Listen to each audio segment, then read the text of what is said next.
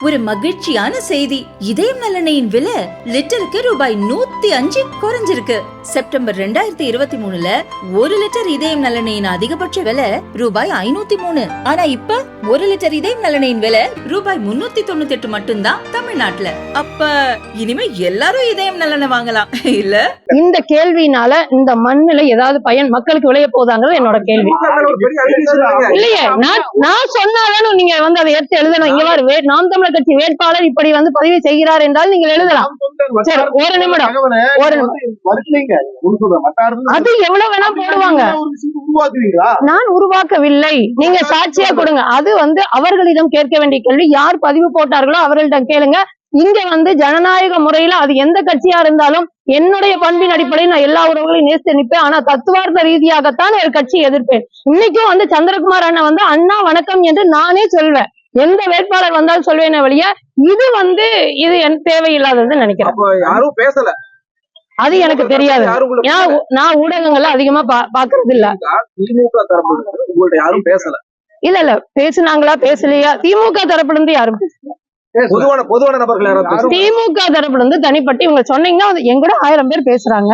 நீங்க யாராவது இவங்க பேசுனாங்களா என்னன்னு சொன்னா நான் அதை சொல்லுவேன். நீங்க பொதுவா ஏதோ ஒரு விஷயம்னா நீங்க நினைச்சு பாருங்க, சீமான் அண்ணன் மேல எவ்வளவு அவதூறுகள், யார் யார் என்னென்ன பேச, ஆனா அதெல்லாம் தாண்டி கடந்து ஒரு தலைவனா இன்னைக்கு நிக்கிறார். அது போலதான் செய்திகள் எவ்வளவு வேணா வரலாம். நான் ஒரே குரல் சொல்லிட்டேன், எப்பொருள் யார் யார் வாய் கேட்பினும் அப்பொருள் மெய்ப்பொருள் காண்பது அறிவு.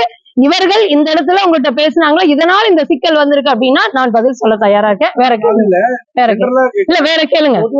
வேற யாராவது திமுக யாராவது உங்ககிட்ட இந்த மாதிரி அப்ரோச் பண்ணாங்களா? யாராவதுன்னா எங்கூட நிறைய தினம் பேசிட்டே இருக்கிறாங்க. என்னோட இல்ல போட்டியிட வேண்டாம் என்று சொல்ல முடியாது. ஏன்னா போட்டியிட வேண்டாம்னு அவங்களால யாராலும் அப்படி யாராவது பேசுவாங்களா சொல்லுங்க? இல்லைங்க, நான் இப்போ சொல்றேன், தனிப்பட்டு நான் போட்டியிட வேண்டாம் என்று யாருமே சொல்ல முடியாது. ஏன்னா அது எல்லாரும் என்னை சந்திக்க வரவங்களுக்கு தெரியும். சரி, நீங்க தெளிவா ஒரு கேள்வி குறிப்பிட்டு கேட்டாதான் நான் சொல்ல முடியும். நீங்க சொல்லுங்க.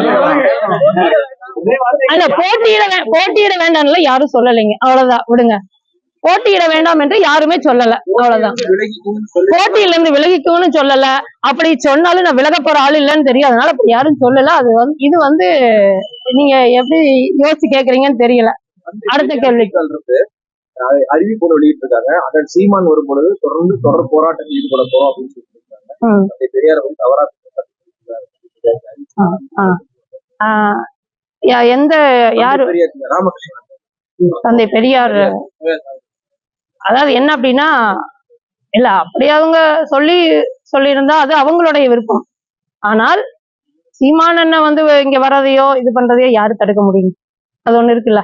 அது இல்லாம நான் நீங்க இத பெரியாரு திராவிடத்தை பத்தி கேட்டங்கன்னு சொல்ற, திராவிட கழகத்துலதான் என்னோட மாமனார் 40-50 ஆண்டுகளா இருக்காரு. ஆனால் அப்படி இருந்திருந்தால் என்னைய நாம் தமிழர் கட்சியினுடைய வேட்பாளராக நிற்பதை பெருமையோடு வாழ்த்துகிறார்.